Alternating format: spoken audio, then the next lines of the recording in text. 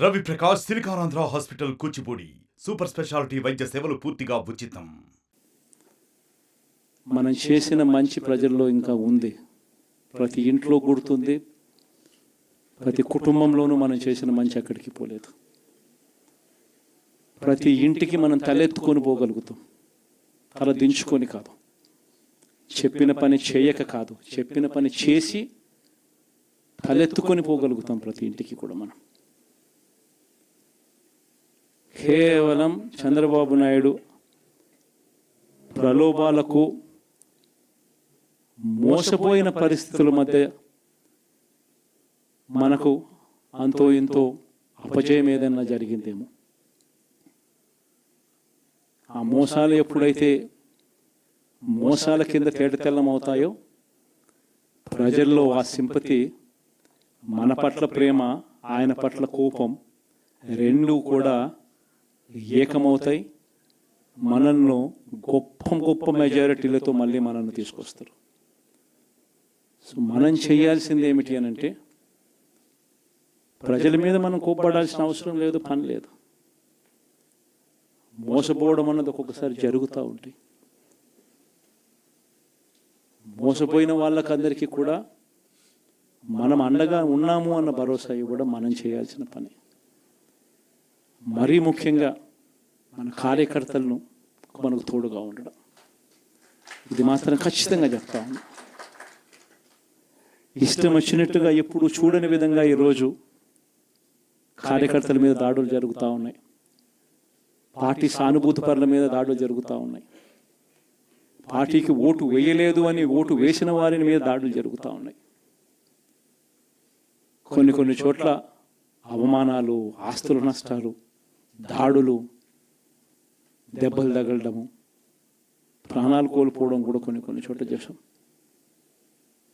వీళ్ళందరికీ కూడా నేను మీ అందరికీ కూడా నేను చెప్పేది ఒకటి, వీళ్ళందరికీ భరోసా ఇవ్వాలి.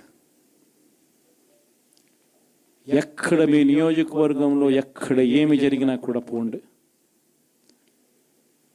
మీ తరపు నుంచి సహాయం చేసే కార్యక్రమం చేయండి. పార్టీ తరపు నుంచి కూడా సహాయం అందిస్తుంది, అది కూడా తీసుకొని పోయి కూడా ఇవ్వండి. ప్రతి కార్యకర్తకు తోడుగా ఉందాం, ప్రతి కార్యకర్తకు భరోసా ఇద్దాం. చాలా అవసరం కూడా. మన కోసం కష్టాల్లోనూ నష్టాల్లోనూ మన కోసం నిలబడ్డారు, జెండాలు మోసి నష్టపోయారు, ఓట్లు వేసి దెబ్బలు తిన్నారు, మనకు ఓట్లు వేసి దెబ్బలు తిన్నారు. వాళ్ళందరికీ కూడా తోడుగా ఉండాల్సిన అవసరం ఉంది.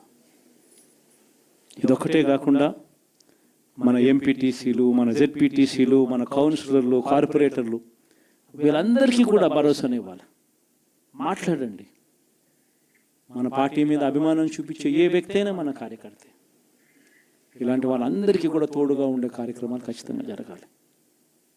ఇవన్నీ కూడా ఖచ్చితంగా చేయమని మిమ్మల్ని అందరినీ కూడా కోరుతా ఉన్నా. సీరియస్గా నేను చెప్పిన ఈ విషయాలన్నీ కూడా పరిగణలోకి తీసుకోమని కోరుతా ఉన్నా. అండ్ ఇంతవరకు సినిమా జరిగింది ఓన్లీ ఇంటర్వెల్లే.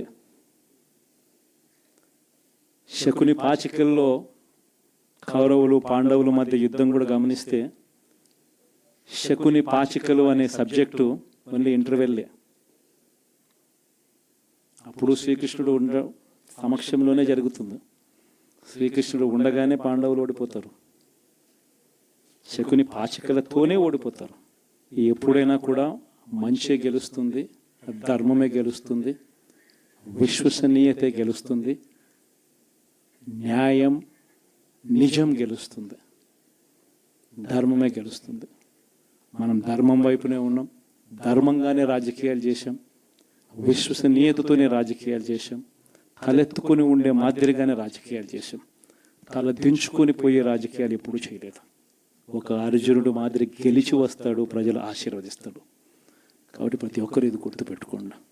మరిన్ని వీడియోస్ కోసం ఛానల్ ని సబ్స్క్రైబ్ చేయండి, లేటెస్ట్ అప్డేట్స్ కోసం వాట్సాప్ ఛానల్ ని ఫాలో చేయండి, అండ్ లింక్ డిస్క్రిప్షన్ లో ఉంది.